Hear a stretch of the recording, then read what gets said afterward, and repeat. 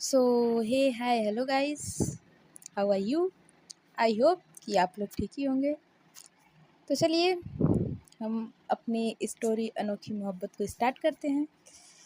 As usual शायरी से start करेंगे। तो चलिए। न चादर बड़ी कीजिए, न ख्वाहिशें दफन कीजिए।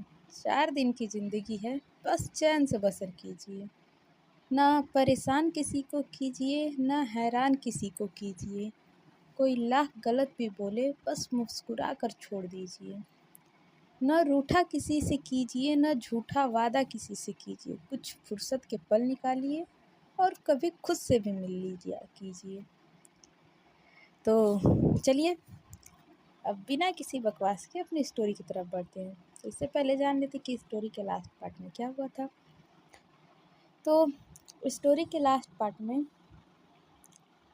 जो हमारा ईशान होता है और आर्य और रिद्धि होते हैं, ये लोग डाइनिंग टेबल पर बैठकर नाश्ता करते हैं, जो कि नाश्ता आर्य बनाई होती है।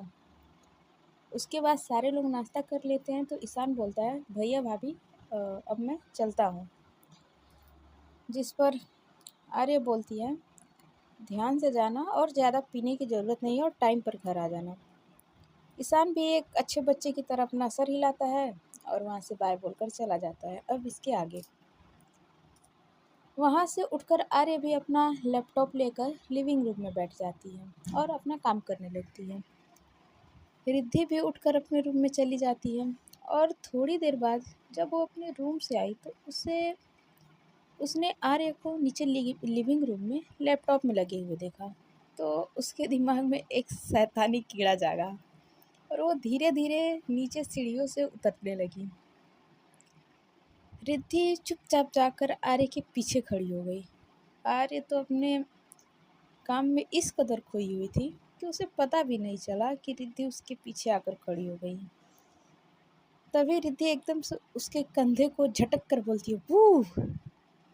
रिद्धि के ऐसा करते ही आर्य अपनी जगह से उछल पड़ती है और उसका लैपटॉप भी उछलकर जमीन पर गिर जाता है। आर्य ने झट से अपना लैपटॉप उठाया और लैपटॉप रख कर झट से उठ खड़ा हुआ और रिद्धि पर चिल्लाते हुए बोली, ये क्या बदतमीजी है रिद्धि, पागल तो नहीं हो गई हो तुम? डॉक्टर बनने वाली हो और हरकतें छोटे बच्चों की तरह है तुम्हारी। इधर हमारी रिद्धि अपना पेट पकड़कर जोर जोर से हंसे जा रही होती है और हंसते हुए ही बीच में बोलती है, आपको आपको डराना कितना आसान है आर्य कपूर। आप तो बिल्कुल एक छोटे बच्चे की तरह डर गई। आर्य को ये देखकर और ज़्यादा गुस्सा आ रहा था।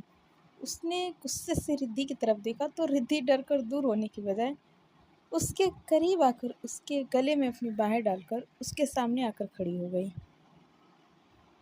रिद्धि बड़ी मदहोशी भरी आवाज़ में आर्य के कान में बोलती है, मैं कोई भूत नहीं हूँ जो आप इतनी आसानी से डर गई। मैं तो आपकी वाइफ हूँ। आर्य उसके हाथ को अपनी गर्दन से हटाते हुए बोलती है, मैं कोई डरी नहीं थी, ठीक है।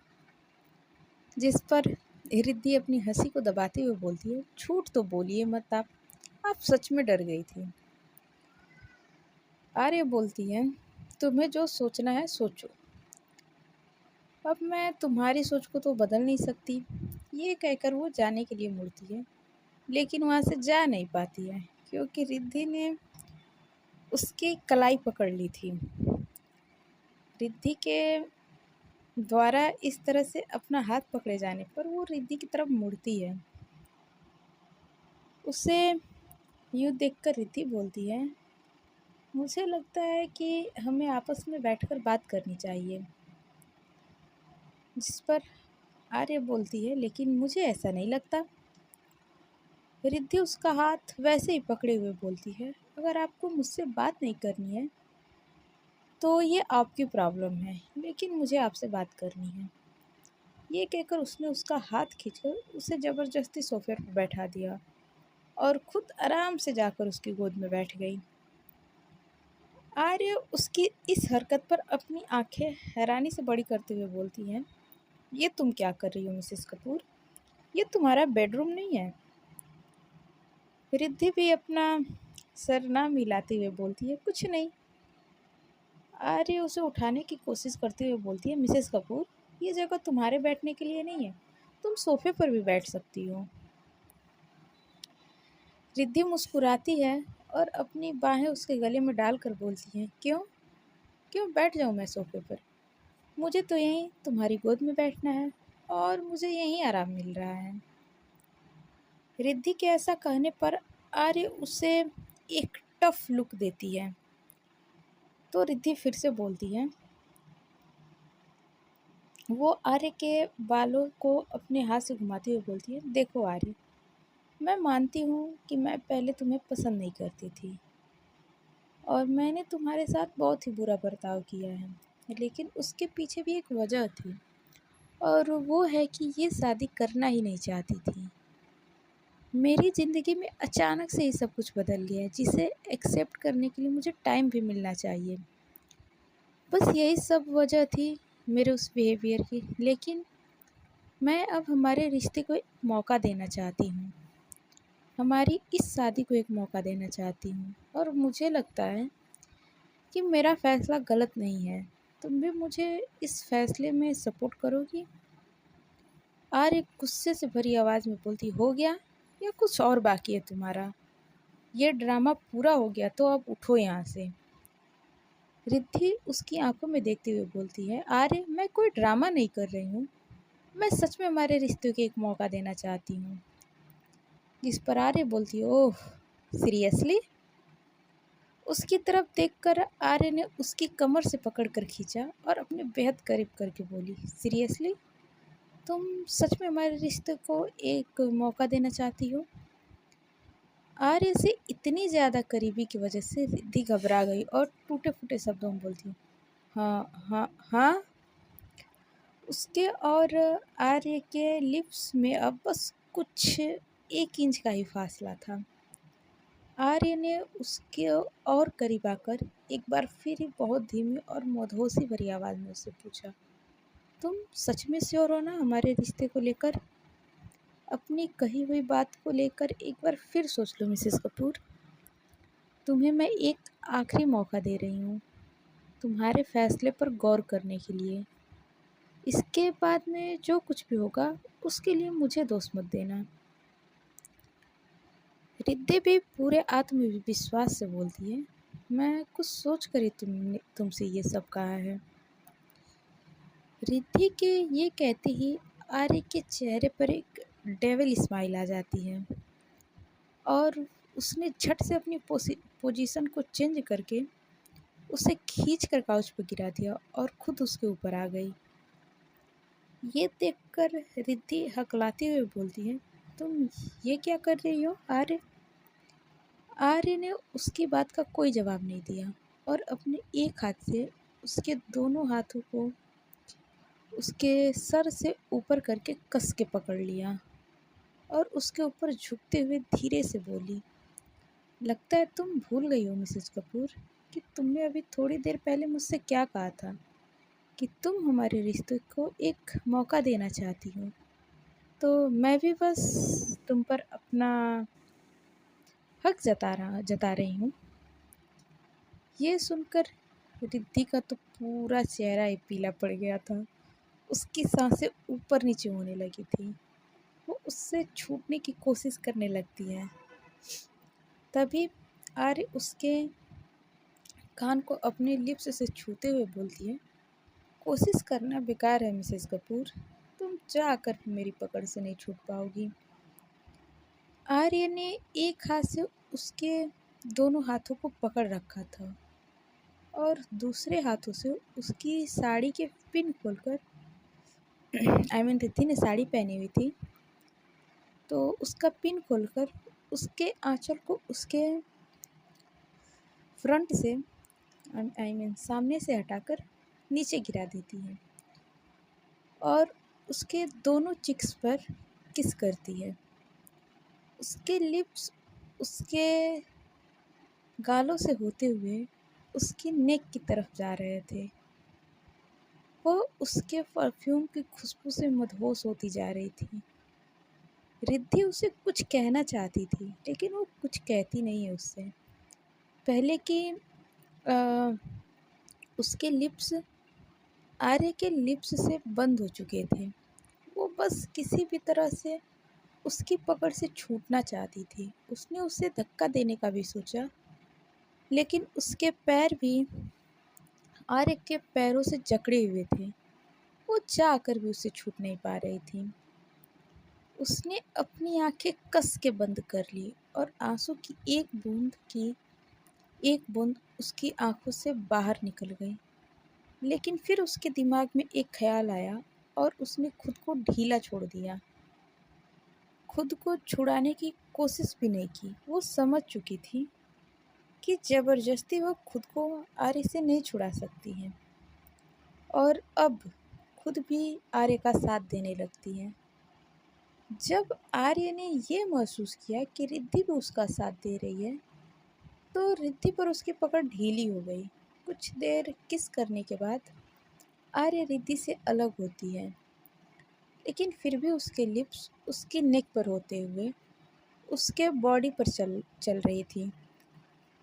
रिद्धि ने आर्य को झट से हल्का सा धक्का दिया और खुद उससे दूर होकर बैठ गई। अपनी उखड़ती सांसों को ठीक करने लगी। उसका दिल किसी अनहोनी के होने की आशंका में बैठा हुआ जा रहा था। उसकी धड़कनों की रफ्तार तो बुलेट ट्रेन से भी ज़्यादा तेज थी। उसकी सांसें अटक गई थी। दिल मुंह में आ रहा था। अभी तो वो बस अपनी सांसों को ठीक करने में व्यस्त थी लेकिन तभी उसे खुद पर उसकी साड़ी पर कसकर क्यों कसी हुई महसूस हुई क्योंकि आर्य ने अपना हाथ उसकी खुली हुई बैग पर रखा हुआ था। रिद्धि मन ही मन उस मनहूस घड़ी को याद करने लगती है जब उसके दिमाग में आज साड़ी पहनने का ख्याल आया था। बैकलेस ब्लाउज की वजह से आज रिद्धि की कमर पूरी तरह से खुली हुई थी जिसे देखकर आर्य भी अपने आप को काबू नहीं कर पा रही थी। अब रिद्धि आर्य के लिप्स क्या बोलते हैं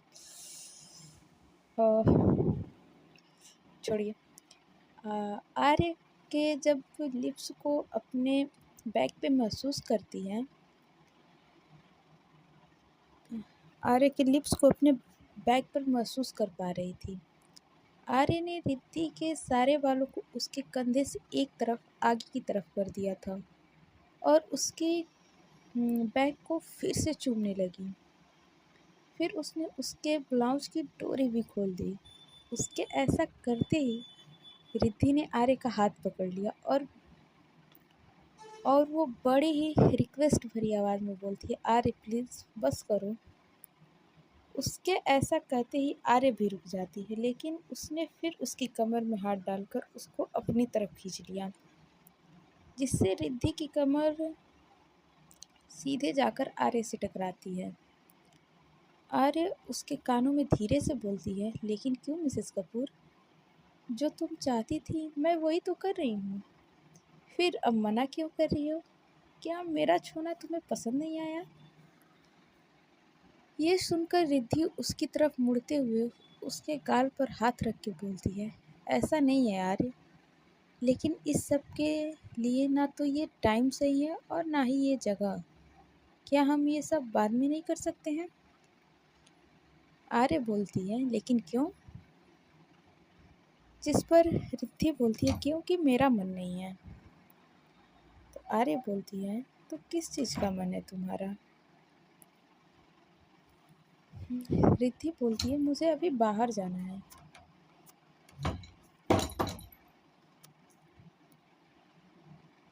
मैंने तुमसे सुबह ही कहा था कि मेरा बाहर जाने का मन है, तो क्यों ना हम कहीं बाहर घूमने चले? आर्य उसे मना करने ही वाली होती है लेकिन रिद्धि फिर से नौटंकी करना शुरू कर देती है। प्लीज़ आर्य, अब मना करने की हिम्मत भी मत करना क्योंकि मैं अच्छे से जानती हूँ कि तुम्हारे पास इतना भी काम नहीं है जब तुम्हारे पास इस सब के लिए टाइम है तो मुझे बाहर घुमाने के लिए भी थोड़ा टाइम निकाल निकाल सकती हो। आर्य ने फिर से कुछ कहना चाहा तो रिद्धि उसे बीच में ही रोक कर बोलती है, प्लीज़ आर्य, मना मत करना। आर्य बोलती है, ठीक है, लेकिन ये तो बताओ तुम्हें जाना कहाँ है। ये सुनकर रिद्धि खड़े होते हुए बोलती है, बताती हूँ, लेकिन पहले जाकर तुम रेडी हो जाओ। मैं तो रेडी हूँ, बस अपने बाल थोड़े से ठीक करने हैं। ये सुनकर आर्य रिद्धि को ऊपर से नीचे की तरफ घूरते हुए बोलती है, ऐसे जाओगी। रिद्धि उसकी नज़रों का पीछा करते हुए खुद की तरफ देखती है तो उसका ध्यान आता है कि उसकी साड़ी का पल्लू तो नीचे गिरा हुआ था। वो झट से उसे उठाकर अपने कंधे पर डाल लेती है और कहती है, ठीक है, ऐसे मत घूरो, मैं भी जल्दी से तैयार होकर आती हूँ, लेकिन पहले तुम जाकर तैयार हो जाओ। अगर तुम्हारा मूड फिर दोबारा बदल गया तो। जिस पर आर्य हाँ में सर हिलाती है और सीढ़ियों से ऊपर जाने लगती है। रिद्धि नीचे खड़े हुए थी और उसे ऊपर जाते हुए देख रही थी और बोलती है, आर्य कपूर, तुमसे तो मैं नफरत करती हूँ और बहुत ज़्यादा करती हूँ। जितना ज़्यादा तुम्हारे बारे में मैं जानती जा रही हूँ उतना ही ज़्यादा मुझे तुमसे नफरत होती जा रही है।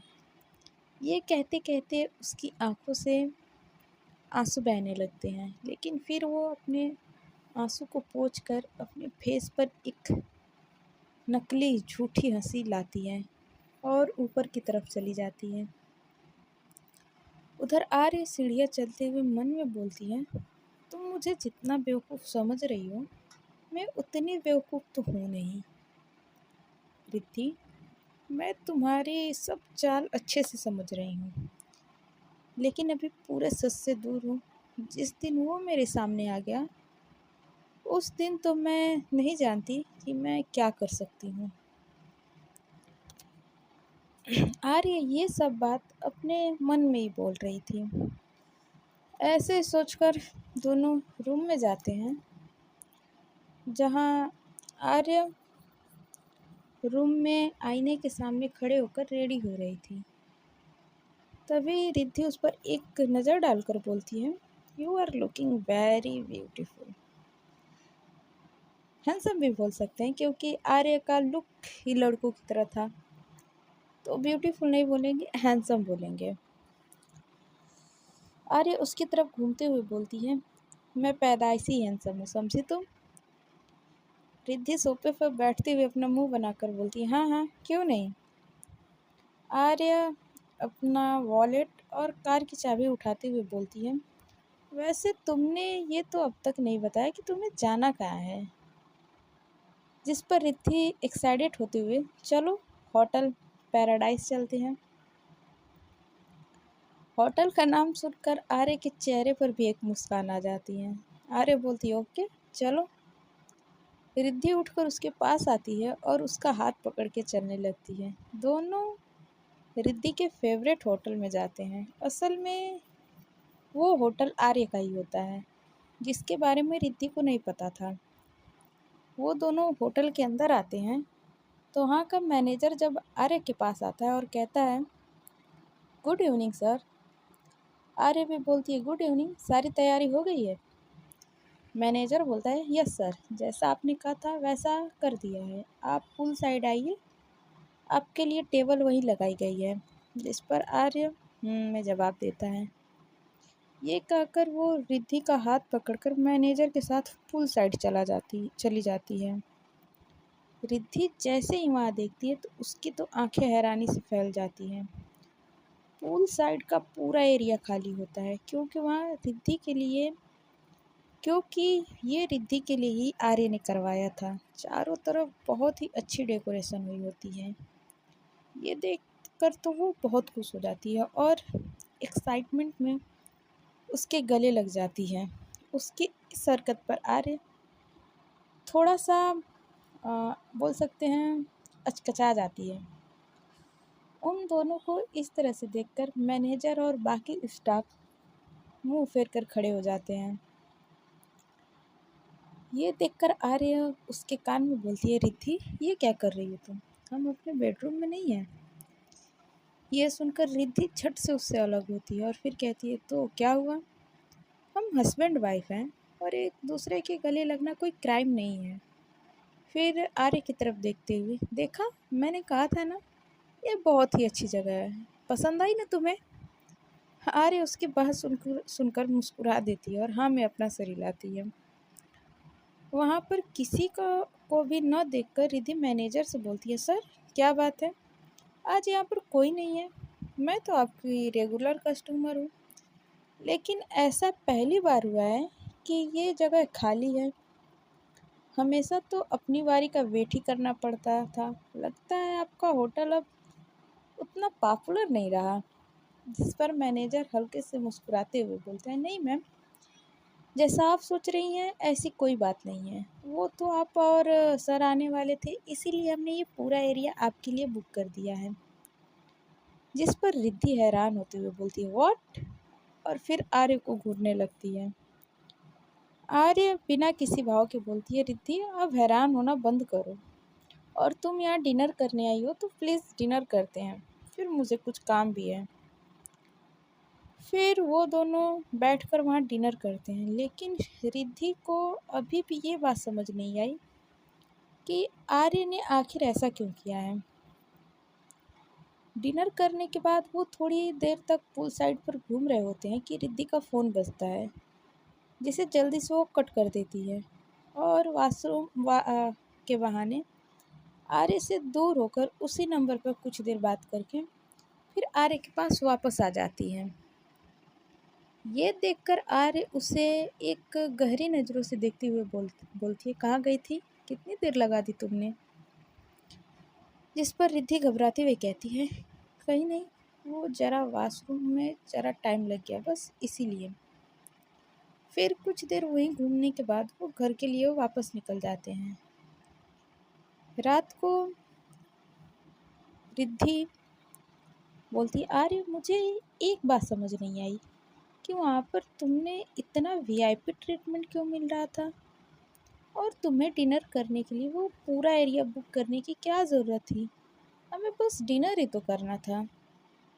ये सुनकर आर्य बोलती है, क्योंकि मैं नहीं चाहती कि लोग वहाँ मुझे देखें और हम लोगों के डिनर टाइम में भी कोई प्रॉब्लम हो। रिद्धि बोलती है, क्यों, तुम कोई सेलिब्रिटी हो क्या जो लोग तुम्हें आकर डिस्टर्ब करते हैं? आर्य बोलती हैं, अब तुम जैसे कम दिमाग वाली लड़की से ऐसी ही बातों की उम्मीद की जा सकती है। मेरे साथ रह के भी मुझे अब तक नहीं जान पाई हो तुम। कभी गूगल चेक करोगे तो पता चल जाएगा कि मैं कितनी पॉपुलर हूँ। सेलिब्रिटी नहीं हूँ, फिर भी किसी सेलिब्रिटी से कम भी नहीं हूँ। अगर वहाँ पर पब्लिक होती ना, तो वहाँ पर मुझे सेल्फी लेने से ही फुर्सत नहीं मिलती। डिनर करना तो बहुत दूर की बात है। And for your kind information, तुम्हें बता दूँ कि वो होटल कपूर एंड ग्रुप का ही हिस्सा है। बस ये सुनकर तो रिद्धि की आंखें फिर हैरानी से बड़ी हो जाती हैं। वो हकलाते हुए बोलती है, म म म मतलब कि तुम उस होटल के ओनर हो? जिस पर आर्य बोलती है, जी हाँ, शुक्र है, देर से ही सही, लेकिन तुम्हें बात तो समझ में आई। जिस पर रिद्धि सीरियस होते हुए उसे शक की नज़रों से देखती है। और कितने राज हैं जो तुमने छुपा रखे हैं आर्य, और ऐसी कितनी बातें हैं जिसके बारे में मैं अब तक नहीं जानती हूँ। आर्य भी उसकी आंखों में आंखें डालते हुए बोलती है, सच जानना चाहती हो तो सुनो, ऐसे बहुत कुछ है जो तुम मेरे बारे में नहीं जानती हो, और जब तक मैं न चाहूँ तब तक तुम्हें वो पता भी नहीं चलेगा। इसलिए बेहतर होगा कि तुम इस बारे में ना ही सोचो। फिर थोड़ी देर बात करके वो दोनों सोने की कोशिश करने लगते हैं। थोड़ी देर में आर्य तो नींद से सो जाती है, लेकिन रिद्धि की आंखों में नींद नहीं होती है। वो आर्य को बड़े ही गौर से देख रही होती है। रिद्धि अपने मन में बोलती है, सोते हुए ये खड़ूस कितनी क्यूट लगती है। कोई कह ही नहीं सकता है कि ये वही आर्य कपूर है जो पूरा दिन सड़ा सा मुंह लेकर घूमती रहती है।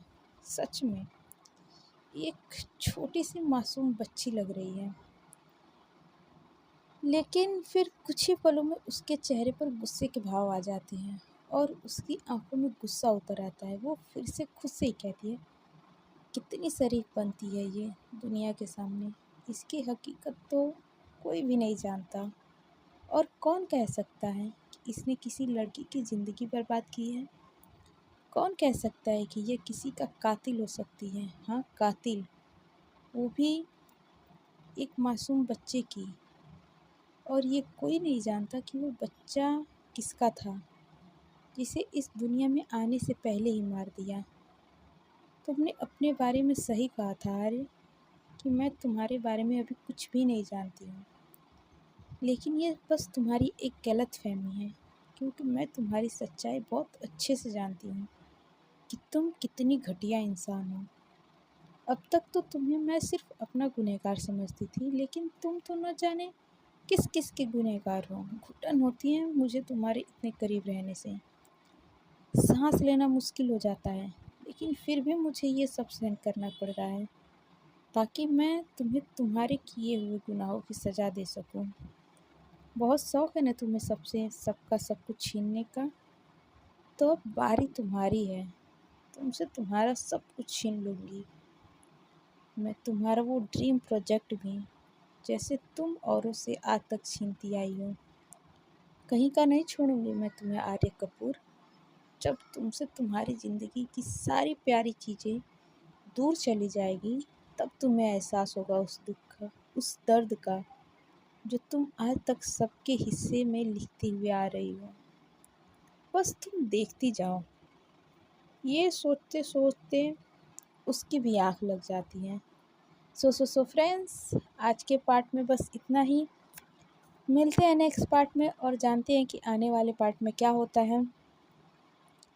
ऐसा क्या राज है जो कि रिद्धि जान चुकी है आर्य के बारे में, ये तो हमें आने वाले पार्ट में ही पता चलेगा। तो चलिए, तब तक के लिए आप लोग अपना ध्यान रखिए। Bye bye, tata, take care.